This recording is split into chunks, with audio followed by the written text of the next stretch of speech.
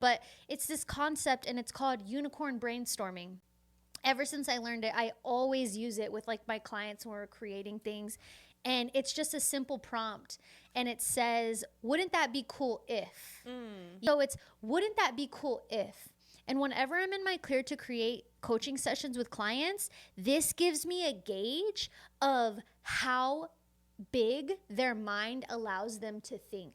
So I would observe, you know, in the groups, especially if you do it in a group setting, everyone will go around and share what theirs was, because after wouldn't that be cool if, you flow with your idea. And some people are like, wouldn't that be cool if, you know, I could throw an event and we had like 10 people come and this was the outcome, and you know, I made like $300 from it.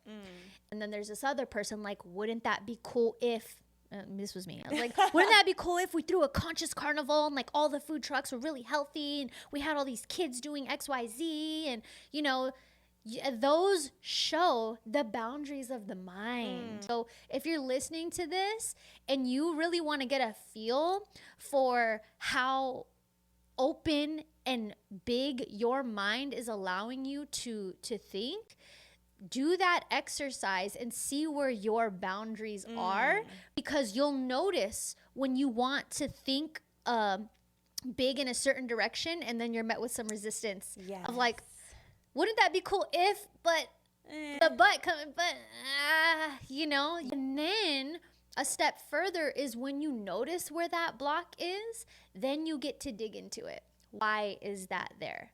Do I not feel like I'm capable? Am I afraid to fail? Am I, you know, do I not have the skills for this?